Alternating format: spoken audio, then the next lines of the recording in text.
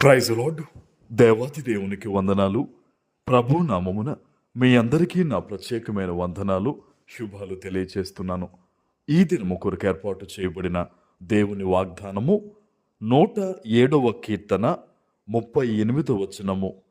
మరియు ఆయన వారిని ఆశీర్వదింపగా వారు అధికముగా సంతానాభివృద్ధి నొందిరి, ఆయన వారి పశువులను తగ్గిపోనీయలేదు. దేవుని నామానికి మహిమ కలుగునుగాక.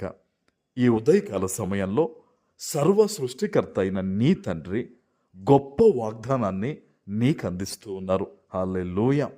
దేవాతి దేవుడు ఈరోజు నీతో మాట్లాడుతూ అధికముగా నిన్ను ఆశీర్వదించబోతూ ఉన్నారు. ఆమెన్. ఏ పరిస్థితుల మధ్య ఈరోజు నేను నడవలేను, నా వల్ల కాదు, నా జీవితం ఇంతే అని నువ్వు బాధపడుతూ ఉన్నావో, ఈరోజు ఈ వాగ్దానాన్ని ప్రభు నీకు ఎందుకు ఇస్తున్నారో తెలుసా? ఉన్న పరిస్థితులను బట్టి నీవు నీరసించిపోకుండా, ఇదిగో దేవుని మాట మీద నీవు విశ్వాసము కనపరచగలిగితే, ఈ వాగ్దానం మీద నీవు నమ్మకం ఉంచి ప్రార్థన చేసినట్టయితే గనక నీకున్న ఆ కొంచెములోనే గొప్ప సమృద్ధి అనేది ఈరోజు నువ్వు పొందుకోబోతూ ఉన్నావు. ఆమెన్. అందుకనే దేవుడు చెప్తున్నా చూడండి, ఆయన ఆశీర్వదించగా వారు అధికముగా. ఆనాడు ఆస్తి అంతస్తులు అంటే ఎంతమంది ఎక్కువ పిల్లలు ఉంటే వారు అంత అధికంగా ఆశీర్వదించబడ్డారు అనేవారు. మరి ఈ దినంలో నీకు ఆశీర్వాదం అంటే ఏ విషయంలో నీకు మేలు కలగాలో అది దేవునికి ముందే తెలుసు కనుక ఆ విషయాల్లో ప్రభు నిన్ను ఆశీర్వదించడం అనేది ఈరోజు ఆయన ప్రారంభించబోతూ ఉన్నారు. ఆమెన్. దేవుడు ఎప్పుడూ కూడా సిద్ధమేనండి.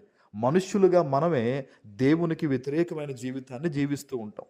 ఈరోజు దేవుని సన్నిధిలో పశ్చాత్తాపంతో గనక నిన్ను ఒక్కసారి సరిచేసుకుని ఆయన తట్టు తిరిగి నీవు ప్రార్థన చేయగలిగితే, ఈ దినం దేవుడు నీతో మాట్లాడుతూ ఉన్నారు.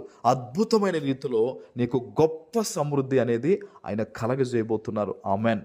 బైబిల్లో అనేకమైన వాగ్దానాలు ఉన్నాయి, అవన్నీ నీకే కదా.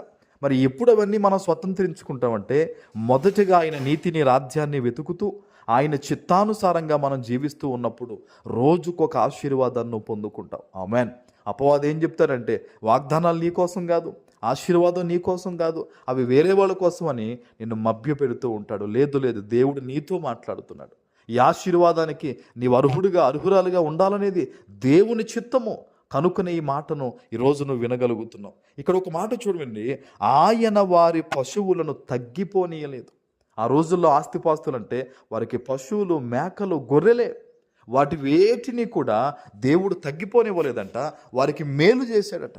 ఈరోజు బహుశా నీ జీవితంలో కూడా అయ్యా నాకున్నది ఇదే దారయ్యా, నాకున్నది ఒక్కడే కొడుకయ్యా, నా పరిస్థితి ఇదేనయ్యా అని నువ్వు బాధపడుతున్నావా?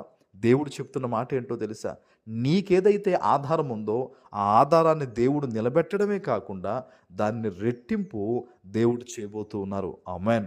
దేవుని బిడ్డ, నువ్వు నమ్మకంగా ప్రార్థన చేసుకో. చాలామంది వారి వ్యక్తిగత జీవితాల్లో ప్రార్థన తగ్గిపోతుంది, కానీ నువ్వు అలా చేయొద్దు. ఎవరి గురించో నువ్వు ఆలోచన కాదు, నమ్మకంగా దేవుని దగ్గర ప్రార్థన చేసుకో.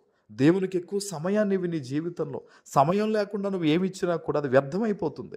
ఎక్కువ దేవునికి సమయాన్ని ఇచ్చి నువ్వు ఎక్కువ ప్రార్థన చేయి. ఈరోజు దేవుడు ఏదైతే వాగ్దానం ఇచ్చాడో ఆ వాగ్దానము దేవుడు నీ పట్ల నెరవేర్చబోతూ ఉన్నారు.